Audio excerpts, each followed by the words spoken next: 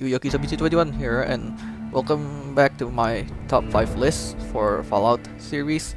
Today we're going to be focusing on the top 5 most boring factions throughout the Fallout series. So, what I mean by boring is whether you can join them or not, they have little to nothing to do, or they have such repetitive quests and such that makes them really boring. So, let's go on to number 5, shall we? Coming in at number 5 is the Minutemen from Fallout 4. You encounter the Minutemen very early on in the game in Concord, where you basically save Preston, and after escorting him and the others to Sanctuary, you become the Minutemen's general. So what is it that makes the Minutemen so boring? Because even though you have the rank of general, you do everything mostly by yourself. You are given a flare gun that can call in reinforcements, to be fair, but I rarely ever find them to be useful because by the time I already got the flare gun, I already have a good build. So it renders the flare gun and the Minutemen reinforcements a little bit on the downside. Also, they have access to artillery, don't get me wrong. It is cool to have artillery, but the smoke grenades can be expensive if you have a low charisma.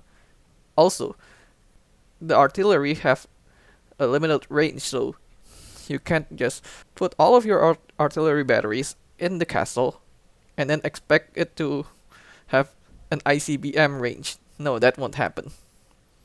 Also, the quest that Preston gives you is so repetitive. Go to settlement this and help them out.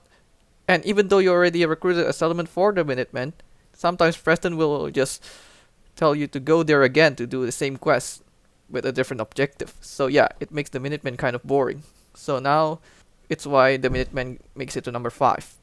Now let's go to number 4. Coming in at number 4 is the Brotherhood of Steel outcast in Fallout 3. Yes, you can technically join them, but the only thing that you do for them is being a tech runner. So you can hand them over laser pistols, laser rifles, plasma pistols, and such for ammunition or medicine.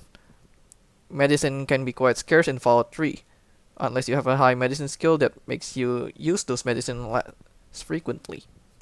Also, the outcasts, even though you help them a lot, their patrols will still give you insults on the road. So yeah, not only that they're only giving you a job as a tech runner, they insult you on the road. So that's why they are so boring. They are number 4. Don't get me wrong, I love the Brotherhood of Steel and also the outcasts, but the outcasts are just really not it to the player character, even if they help them a lot. So that's why they made it to number 4. Now let's go to number 3. Coming in at number 3 is Littlehorn and Associates. This faction is only joinable if you have the Contract Killer perk.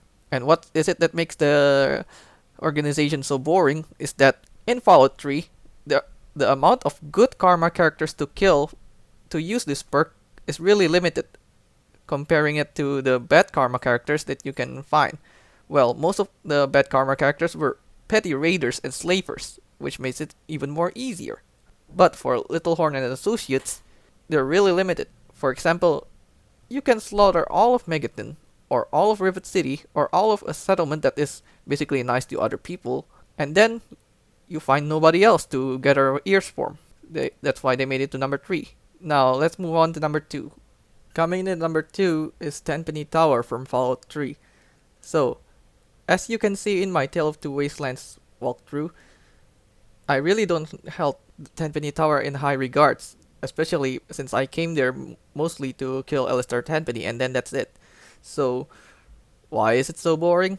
It's because the people living there are beta male losers trying to be gold bigots. The goods they sold are as plain as boring as it can be, and also the guards have the personality of stale bread. And they only have one quest for you. It's to eliminate Roy Phillips and the ghouls in the Warrington station. Or, if you go to Roy Phillips and you offer help to him in order to get him and the ghouls into Tampines Tower, you basically wipe out Tampines Tower's population, and that's it. There's no more things that you can do there. Also, if you go on the Roy Phillips route, you basically kill the merchant there too, making it a terrible resupply location if you choose that route. So that's why they make it to the number 2 spot. Now let's go on to number 1. The most boring faction in Fallout series is the Fiends in Fallout New Vegas. They are literally gutted of content because you can't talk to any of their members outside of Vault 3. So, there are so many strip content from the Fiends, such as you can talk to the 3 Fiend leaders from the quest 3 Cart Bounty, if I remember correctly, the name of the quest that is. You can talk to Driver Nephi, Cook, and Violet, and learn more about them in a personal way. But, due to the time constraints and such, all of those were cut ultimately from the game.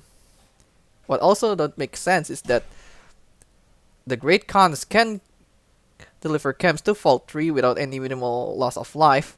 However, even if we wear a Great Khan outfit, well, if you didn't play with a mod on, so you can be friendly with all the Fiends if you wear the Great Khan armor, the Fiends will attack you even in Great Khan armor. So that's it. They were reduced into petty raiders. Even though Samuel Cook told us that the Fiends are more than just raiders. Yes, it's because they are more organized than petty raiders. So the Fiends, they have a lot of things going for them.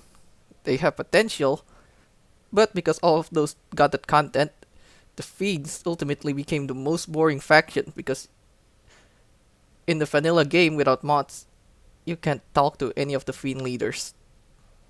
So that's my top 5 pick. Let me know what is the most boring faction in your opinion in the comments.